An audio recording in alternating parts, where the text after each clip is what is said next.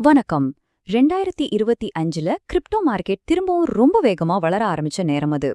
Bitcoin விலை தாறுமாறா ஏறிட்டு இருந்தப்போ நடந்த ஒரு திகிலூட்டும் உண்மை சம்பவத்தை பத்தி தான் இன்னைக்கு நாம அலச போறோம்.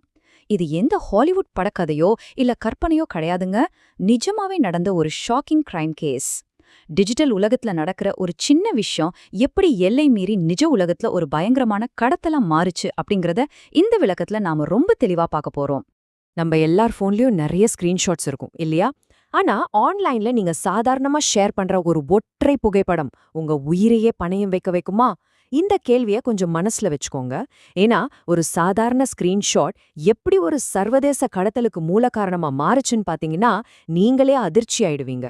முதல் நாள் அமெரிக்காவைச் சேர்ந்த ஒரு இளம் கிரிப்டோ முதலீட்டாளர் திடீர்னு காணாம போறாரு. 2வது நாள் அவரோட ஃப்ரெண்ட்ஸ இது அவ்வளோ சீரியஸா எடுத்துக்கல. ஏன்னா கிரிப்டோ உலகத்துல பல பேர் திடீர்னு மாயமாகி டிராவல போறதும் ஆன்லைன் டீடாக்ஸ் எடுக்கிறதும் ரொம்ப சகஜமான விஷயம்தானே. ஆனா 3வது நாள் அவரோட குடும்பத்துக்கு வந்த ஒரு என்கிரிப்டட் மெசேஜ் மொத்த நிலைமையும் தலைகீழ மாத்திருச்சு. பிட்காயின் வாலெட் ஆக்சஸ் கொடுங்க, இல்லனா அவன் உயிரோட திரும்ப மாட்டான். இதுதாங்க இந்த மெசேஜ். டெலிகிராம் வழியா வந்த இந்த ஒரு மெசேஜ் சாதாரணமா போயிட்டு இருந்த ஒரு மிஸ்ஸிங் கேஸ ரொம்ப ஆபத்தான ஒரு கடத்தல் விவகாரமா மாத்திருச்சு. இதுக்கப்புறம் தான் FBI இந்த கேஸ சீரியஸா கையில் எடுத்தாங்க. இப்போ அதிகாரிகளோட அடுத்த கட்ட நடவடிக்கை என்னவா இருந்துச்சுன்னு பாப்போம். முதல்ல விக்டிமோட ஃபோன் கடைசியா சிக்னல் காட்டின ஒரு கைவிடப்பட்டு குடோனை ட்ராக் பண்ணாங்க. அங்கிருந்த சிசிடிவியை செக் பண்ணப்போ போலி நம்பர் பிளேட் போட்ட ஒரு கருப்பு SUV கார் அடிக்கடி அந்த இடத்துக்கு வந்ததை கவனிச்சாங்க. இதுக்கப்புறம் அவரோட டெலிகிராம் மற்றும் டிஸ்கார்ட் டேட்டாவெல்லாம் ரொம்ப ஆழமா தோண்டி எடுக்க ஆரம்பிச்சாங்க. இந்த ஆதாரங்களை வச்சு FBI ஒரு விஷயத்த ரொம்ப ஸ்ட்ராங்கா உறுதி பண்ணாங்க. இது கண்டிப்பா வழியில போறப்போ நடக்கிற சாதாரண வழிப்பறியோ கொள்ளையோ கிடையாது. ரொம்ப துல்லியமா பிளான் பண்ணி குறிவச்ச செய்யப்பட்ட ஒரு ஆபரேஷன். குற்றவாளிகளுக்கு தாங்கள் யார கடத்துறோம்னு ரொம்ப தெளிவாவே தெரிஞ்சிருக்கு. விசாரணையில ஒரு ஷாக்கிங் உண்மை வெளியாச்சு.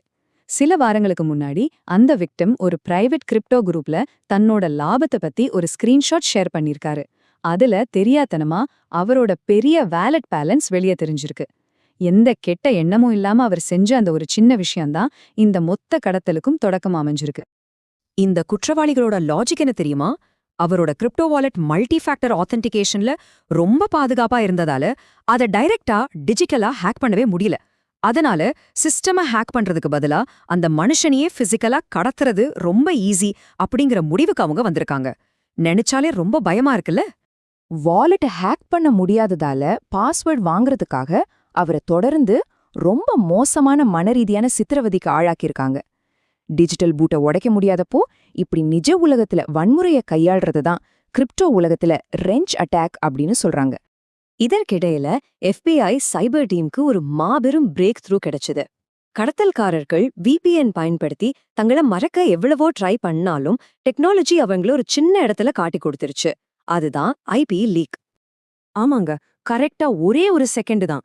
குற்றவாளிகள் லாகின் பண்ணும்போது அந்த VPN டிஸ்கனெக்ட் ஆகியிருக்கு. அந்த ஒரு நொடியில அவங்களோட உண்மையான IP அட்ரஸ் அதிகாரிகளோட கைக்கு ரொம்ப சுலபமா கிடைச்சிருச்சு. அந்த IP அட்ரஸை ட்ராக் பண்ணி ஒரு வாடகை அபார்ட்மெண்ட்டை போலீஸ் அதிரடியா ரேட் பண்ணாங்க. அங்க பார்த்தா லேப்டாப்கள், பர்னர் போன்கள், போலி பாஸ்போர்ட்டுகள், கிரிப்டோ சீட் ஃப்ரேஸ் நோட்டுகள், பல சிம் கார்டுகள்னு ஒரு பெரிய டிஜிட்டல் ஆயுத கிடங்கே இருந்துச்சு. ஆனா ஒரு பெரிய ஏமாற்றம் என்னன்னா விக்டிம் அந்த இடத்துல இல்ல. ஆனா அங்கிருந்து தப்பிக்க முயன்ற ஒருத்தனை போலீஸ் மடக்கி பிடிச்சு விசாரிச்சாங்க. அப்போதான் இந்த கேஸோட உண்மையான வீரியம் தெரிஞ்சது. இது ஏதோ 2-3 பேர் சேர்ந்த கும்பல் கிடையாது. ஆன்லைன் ஸ்கேமர்ஸ், கிரிப்டோ ட்ரேடர்ஸ்னு தங்களை உருமாற்றிக்கிட்டு டெலிகிராம் மூலமா பணக்காரர்களை தேடி பிடிச்சு வேட்டையாடுற ஒரு மிகப்பெரிய சர்வதேச நெட்வொர்க் இதுன்னு அம்பலமாச்சு. இந்த செய்தி வெளி உலகத்துக்கு வந்ததும் மிகப்பெரிய அதிர்வலையே ஏற்படுத்துச்சு.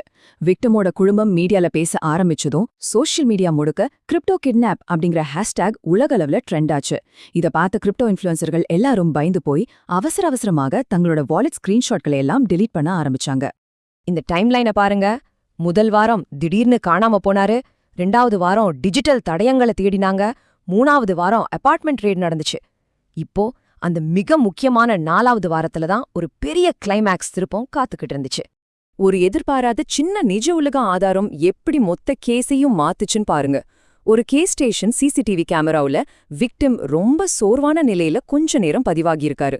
அந்த வீடியோவோட பேக்ரவுண்ட்ல ஒரு டெலிவரி வேன் லோகோ தெரிஞ்சிருக்கு. அத வச்சு போலீஸ் தங்களோட தேடுதல் ரொம்ப சுருக்கி ஒரு ஒதுக்குப்புறமான பண்ணை வீட்டை துல்லியமா கண்டுபிடிச்சாங்க. அந்த பண்ணை வீட்ல நடந்த அதிரடி ரெய்டு ரொம்பவே பரபரப்பானது. அதிர்ஷ்டவசமா விக்டிம உயிருடன் மீட்டுட்டாங்க.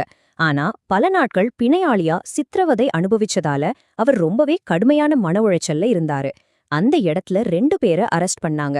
ஆனா இந்த கேங்கோட மத்த ஆட்கள் நாட்டை விட்டு தப்பிச்சிட்டதால அவங்கள பிடிக்க மிகப்பெரிய சர்வதேச தேடுதல் வேட்டை ஆரம்பமாச்சு. இந்த சம்பவத்துல உள்ளூர்காரங்க யாருக்காவது சம்பந்தம் இருக்குமோன்னு சில ரிப்போர்ட்ஸ்ல ஸ்பெக்குலேஷன்ஸ் வந்தாலும் அதிகாரப்பூர்வமா பிடிப்பட்ட குற்றவாளிகள் மேல கடத்தல், மிரட்டி பணம் பறித்தல், சைபர் சதி மற்றும் சட்டவிரோதமா அடைச்சு வைக்கிறதுன்னு ரொம்ப கடுமையான குற்றச்சாட்டுகளை ஃபைல் பண்ணிருக்காங்க.